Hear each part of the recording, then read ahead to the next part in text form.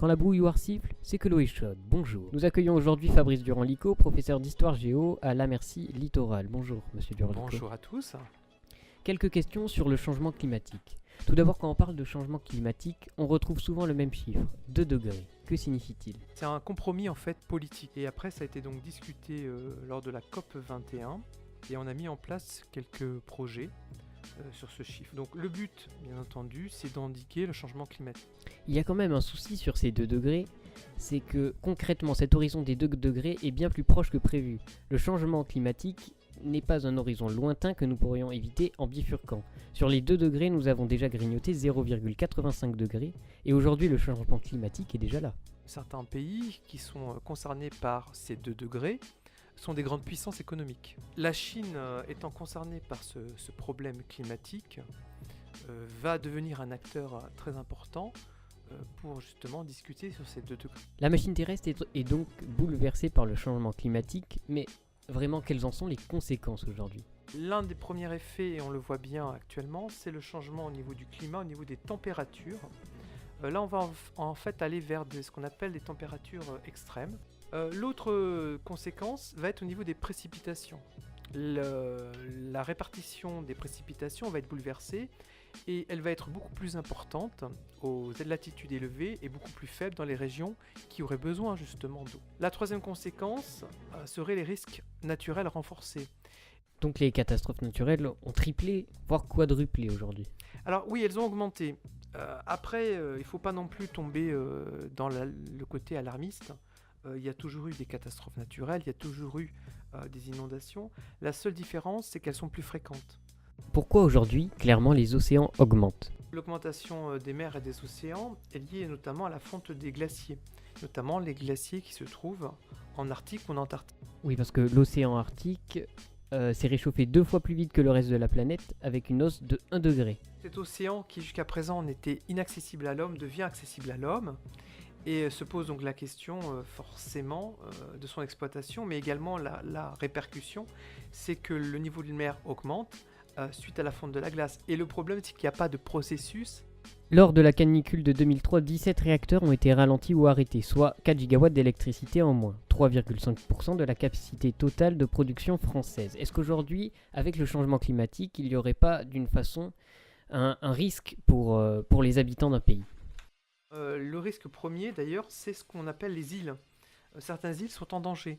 C'est-à-dire que si on ne trouve pas de solution pour le réchauffement climatique, par exemple, c'est le cas des Maldives, on va se retrouver avec des réfugiés écologiques. Et ça pose un problème. Où loger des nouvelles personnes parce que leur pays a disparu. Admettons que nous stoppions toute émission de gaz à effet de serre dans 3 secondes. 3, 2, 1, maintenant. Eh bien, l'augmentation des températures à la surface du globe ne commencerait à ralentir que dans 10 ans à minima. Il faut se poser une question. Est-ce qu'on continue et on va se voiler la face et on fait comme pensent les Américains, puisqu'avec le nouveau président, le climat, c'est pas un problème.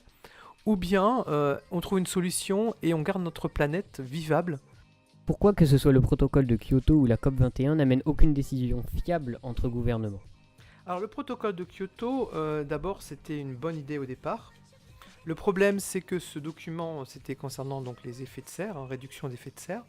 Le problème c'est que ce protocole n'a pas été signé par les grandes puissances qui ont pollué, notamment les États-Unis. Donc entre gouvernements, il n'y a aucun accord, que ce soit la COP 21 qui n'a pas vraiment permis, c'était plus une rencontre. Il y a une seule décision qui est vraiment à mon sens est importante, c'est la position, encore une fois de plus, de la Chine. La Chine, pour la première fois, non pas reconnaît ses torts, mais reconnaît qu'il faut faire quelque chose pour le climat. Vous n'avez pas vraiment répondu à la question. Est-ce qu'entre gouvernements, alors, c'est pas plutôt écologique, mais c'est plutôt pour parler d'autre chose que de l'écologie ? Alors, il est vrai que l'écologie n'est pas le centre des préoccupations des grandes puissances mondiales. Les préoccupations, c'est plutôt géopolitiques et géostratégique. L'écologie, c'est vraiment le thème qui est abordé en dernière position lorsqu'il y a un dialogue entre États importants. La COP 22 a eu lieu il n'y a pas longtemps.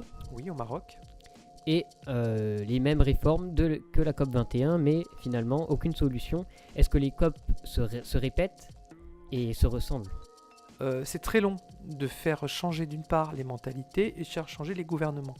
Donc ce qui s'est passé à la COP21, je pense qu'il faudra encore du temps avant que ça rentre dans les mœurs. Nous avons eu il y a quelques jours et quelques semaines 2 débats, donc c'était les débats de la droite. Dans ces débats, aucun positionnement sur l'écologie, sur le développement durable. Qu'est-ce que vous en pensez? Alors, Est-ce que le futur président de la France sera intéressé par... ou alors est-ce qu'on oublie un petit peu en ce moment la planète? En ce moment, la planète est oubliée parce qu'il y a d'autres enjeux qui sont mis en priorité. Il faut savoir que l'un des problèmes actuels, c'est le terrorisme. Donc ce thème-là demande beaucoup d'énergie, beaucoup d'investissement, et c'est vrai que l'écologie est en retrait par rapport à cette thématique. Est-ce que l'on va résoudre un jour le problème du changement climatique? Alors, le résoudre, peut-être pas tout de suite. Par contre, on va être obligé de s'y intéresser. Et moi, j'irai même plus loin. Il faudra trouver de toute façon des solutions. La planète en a qu'une et on ne pourra pas la changer. Donc, quels que soient les avis des uns et des autres, il faudra trouver une solution. Merci beaucoup, monsieur Durand-Licot, d'avoir participé à cette émission. Je vous souhaite une bonne journée. Dites bonjour au changement climatique, car il est déjà là.